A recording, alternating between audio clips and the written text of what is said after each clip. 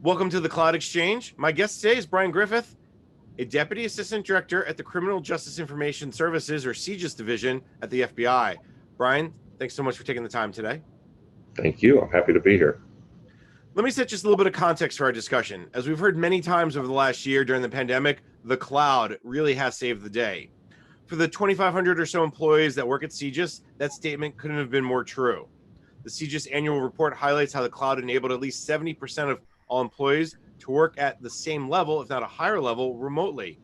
And while I'm sure CJIS, like many other agencies, have some data and applications in the cloud and some on-premise and in data centers, the ability of, say, the National Threat Operations Center to receive all their calls and not drop them, or the Next Generation Identification Systems deployment last September, all required this shared infrastructure to ensure success.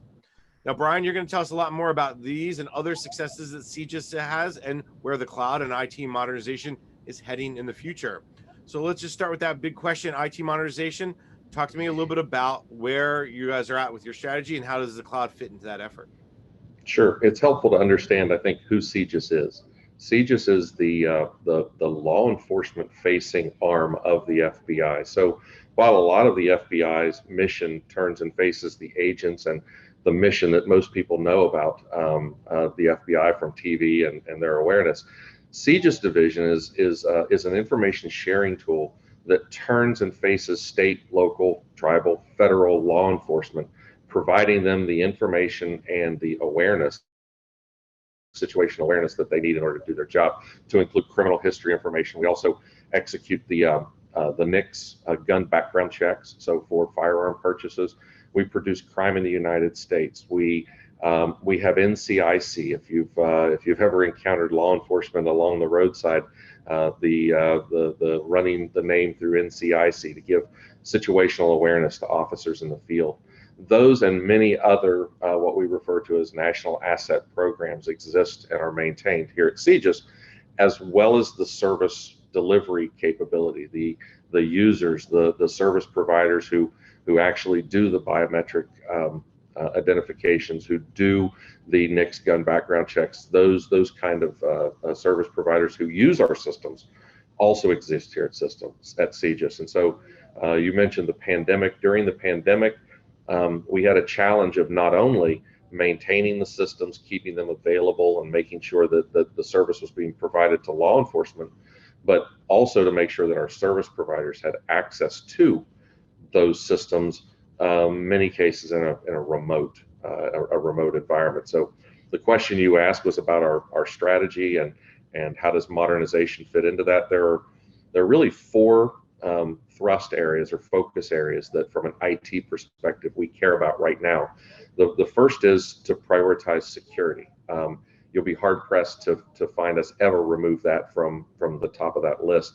The second is to increase agility, to make sure that we can be responsive to an ever-changing demand or threat posture.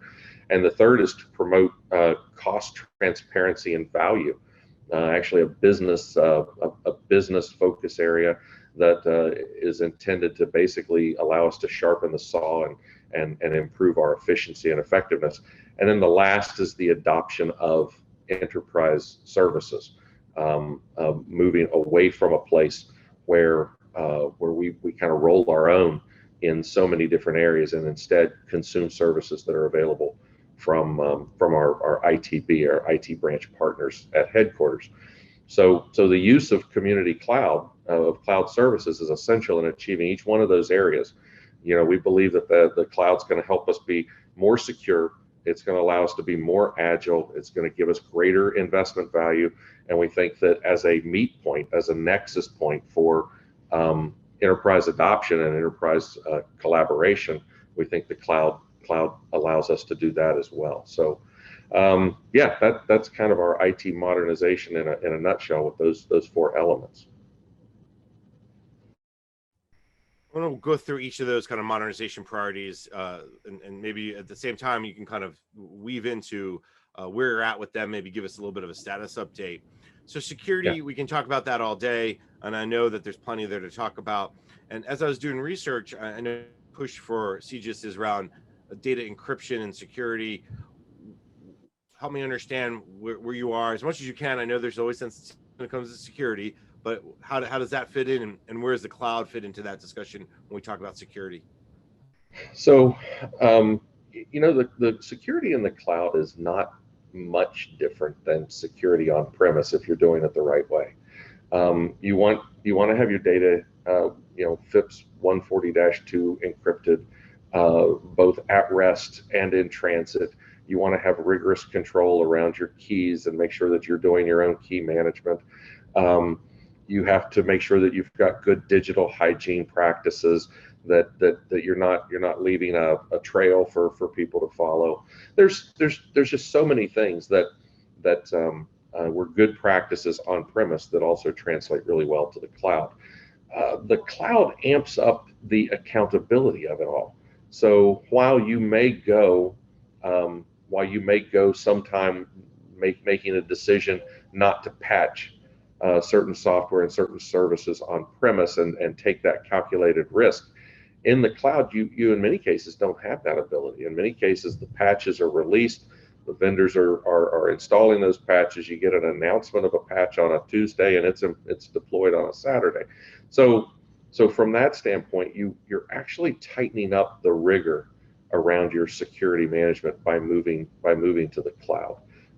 There's this misnomer, I think, that's out there that somehow or other the cloud is less secure than on premise, and what we find is that when you've got the defense in depth, we're looking at it.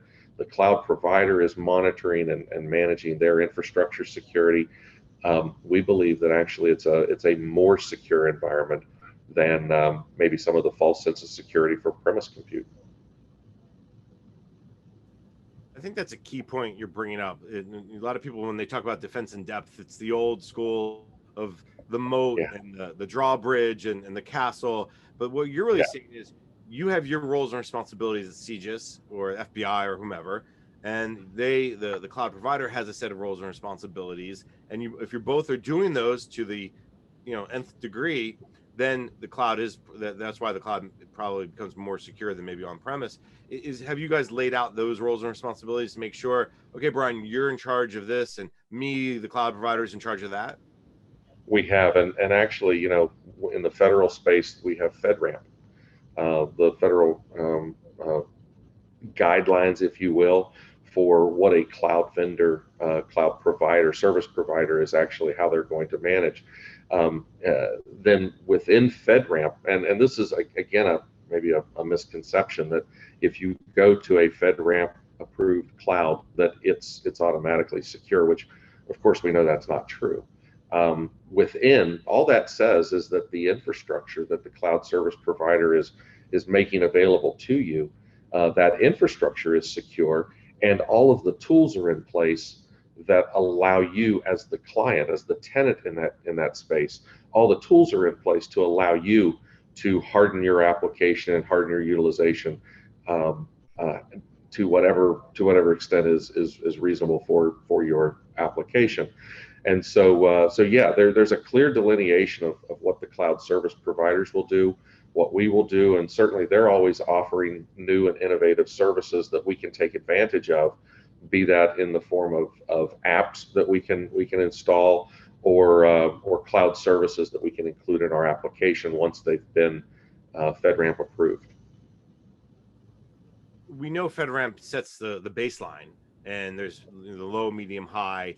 A lot of times agencies were in the moderate or the medium side. I imagine for CJIS and FBI, you guys have migrated more to the high side. Yeah, we've always embraced FedRAMP High. We've always, our services, the vast majority are FISMA High services. That translated really well to the FedRAMP High watermark. And has that caused any challenges on your end? Has that been any additional challenges on your provider's end when it comes to cloud services? Because it's a floor that it's a higher level floor, right? You're not at the bottom floor, you're at the highest level floor, obviously. Has that brought any new challenges or different challenges that you'd be comfortable speaking to? It has, but it's not challenges that have been insurmountable. Probably the biggest challenge with that in particular has been, with FedRAMP in particular, has been not all services that our developers, even our partners, our vendor partners that work with us, not all the services that they would like to use or include in our infrastructure, in our application, are FedRAMP approved. And again, the cloud is FedRAMP approved, but then individual services also bear an approval from FedRAMP. And so frequently you're out utilizing a tool in the Unclassified Cloud and you think, wow, this is going to be great. This is exactly what I need to bring into my application. And you find out it's not on the FedRAMP approved list, or it's not even on their roadmap to get approved. And so then we work with our cloud partners, we work with our FedRAMP folks to advance that and to make the case that certain new services need to get that FedRAMP approval.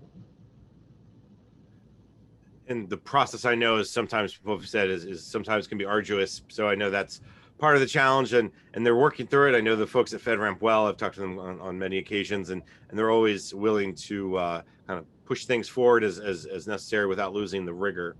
So I know that's good news. Go ahead.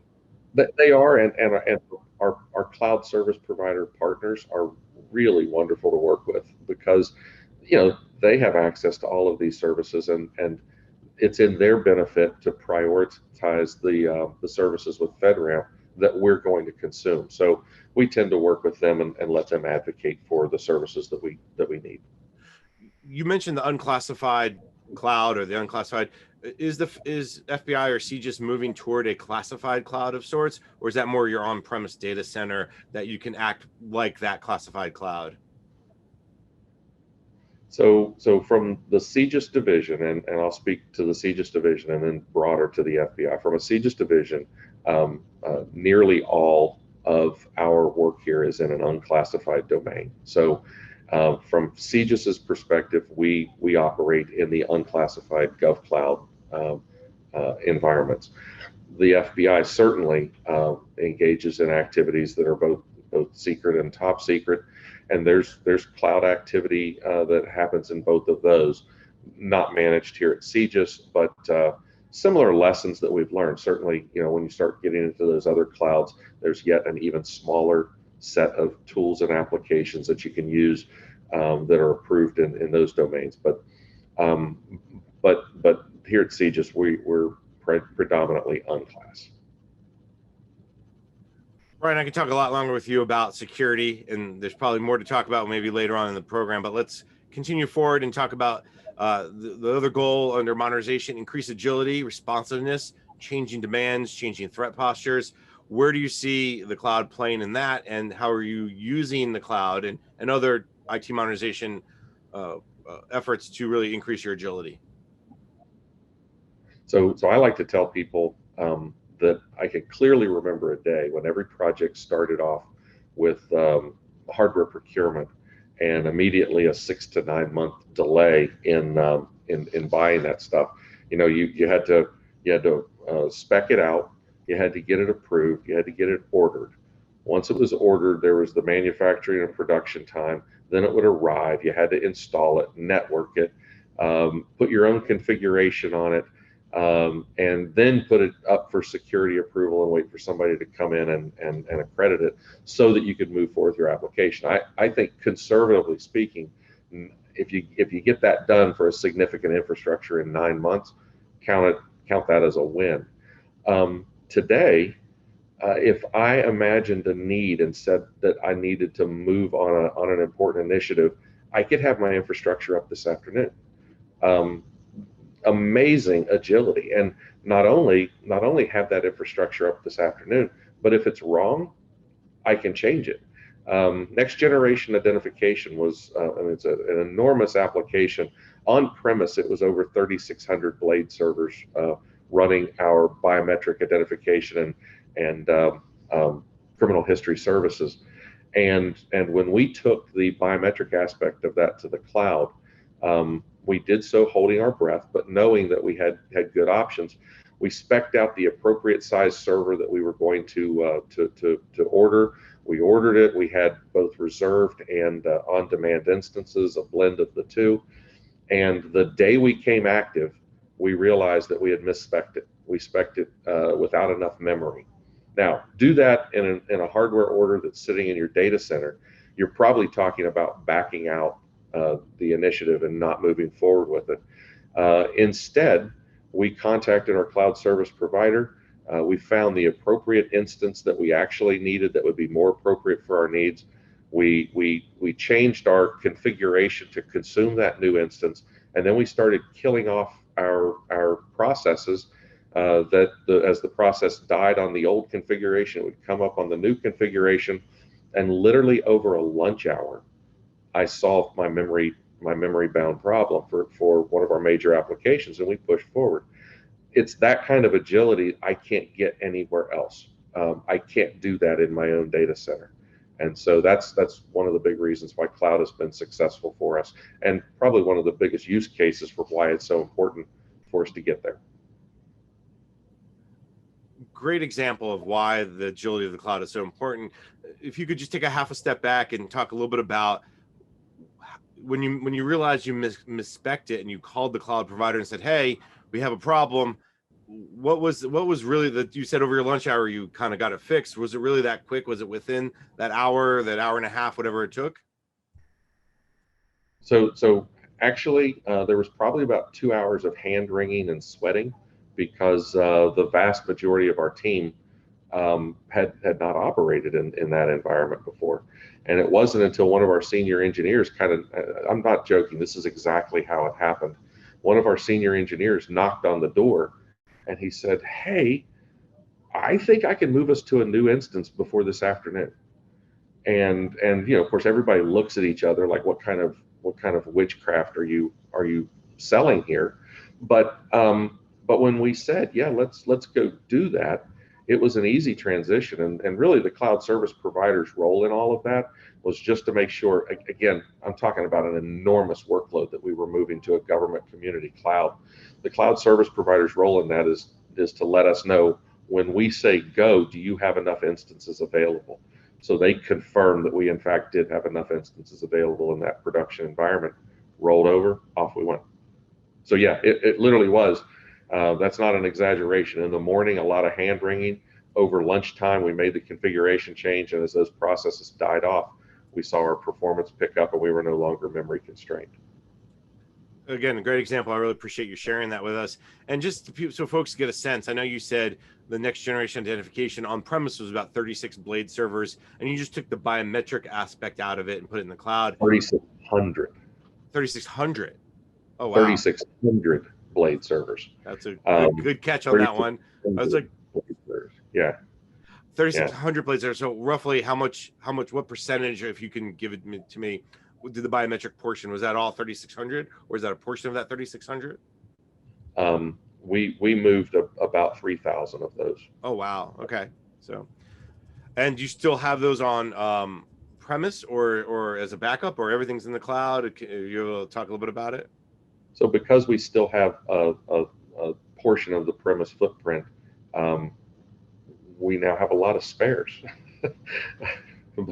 But yeah, we still have a portion of a premise footprint. And one of your questions that I know you were wanting to talk about was what are the things that we the obstacles that we have, and one of those things is databases, migrating databases. And so while it has been good to move our biometric services out there, so much of our system still relies upon large enterprise databases. The application was built around those databases, and severing those tight coupled ties with those databases so that we can take advantage of what the cloud truly has to offer without just lift and shift has been a challenge. So that part of the application that still deals with those large databases, that part of the application still exists on premise.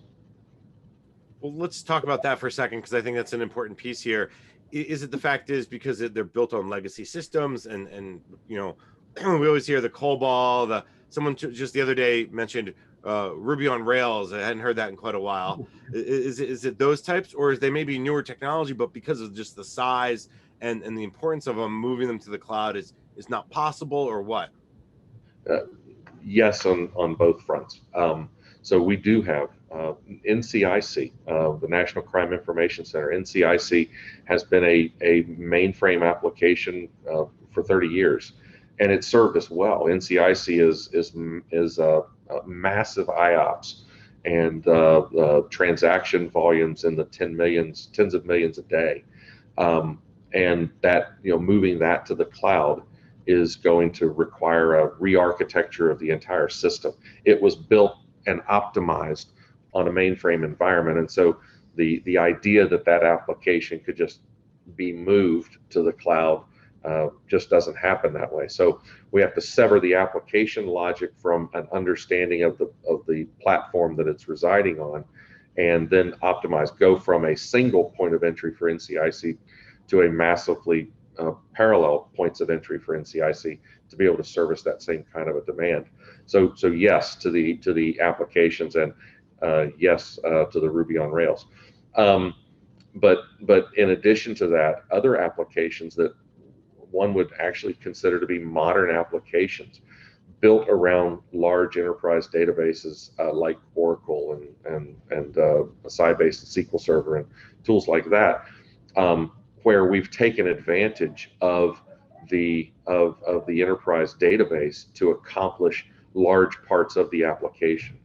And so as you're looking to make that more cloud enabled, and you're looking to pull away from the logic of the database so that you can use the cloud for what the cloud offers you, you're re-architecting large portions of your application. So it's bigger than just my database is sitting out there. It's how do I reconstitute all of this application logic that sits around it. Is that part of your IT modernization strategy to start tackle, maybe they always talk about the low hanging fruit, this is the higher hanging fruit, if you will? Yes. So the idea that you want to increase your agility. I can't move when I'm bound by my premise data, and so yeah, certainly increasing the agility. And then the other note that I made there on cost and value delivery, the tools that are now available to us in the cloud actually allows us to reap much more value out of those database services than we could on premise. All right, Brian, I know you'll probably get a couple calls now for some of our vendor friends who will say they can take care of your mainframes. So I know they will. You'll be prepared. A third area of focus around your IT modernization strategy is to promote cost transparency and value. As you mentioned, this is really the business focused area. Sharpen, improve efficiency, effectiveness. The cloud, we know, plays a big role there. But interestingly enough, over the years, what we've seen is people say, well, we're going to save all this money from cloud. And then they go, oh, maybe we won't save as much as we thought, but we'll get better services. Where are you looking at effectiveness and efficiency? So when we implemented services in the past, CJIS services are extremely mission critical, and so we gold plated a lot of things. It makes the migration to cloud and the cost proposition for cloud much more reasonable for an organization like ours that already was investing heavily in technology. The other thing is the cost avoidance, and I hope this doesn't come across as a trade secret, but I'll go ahead and say it anyhow. With some of our very large applications, it has been difficult to have a truly effective COOP strategy. How do you create a replica of major systems, 3,600 blade server systems? How do you create a replica of those systems that's just sitting there in an awaiting state, in a warm state? Cloud, now that we're in cloud, it solves that problem, and it solves that problem at no cost burden, because now we have the ability to operate certainly multi-regional in different cloud regions, but in the very near future, multi-cloud, the ability to be interoperable within clouds. And that's you can't pay for that kind of continuity of operations and that kind of resiliency that we now have with our cloud service. The other thing that we've noticed is we do have to be very diligent, very good about truly removing uh, all the applications and all of the workload from infrastructure. It does you no good to move major parts of your services to the cloud if you're going to leave one or two things limping along on infrastructure and maintaining the networks that support that, maintaining the compute and all of the services, even human services that take care of that infrastructure. So once you make the commitment to start moving to cloud, if you want to truly see that kind of a cost um, return on your investment, you've got to be committed to going deep and eliminating a lot of that infrastructure. Roughly speaking, how far along are you with that? Are you 20% in the cloud, 80% in the cloud? Are you able to give me a percentage? Yeah, I'd probably say we're on the magnitude of about 60 to 70%. And the reason that's difficult is because, as I mentioned before, some of the things that are lagging are some of our large databases, and so as such, it just it skews the numbers a little bit. A whole lot of our compute lives there, and our databases will soon.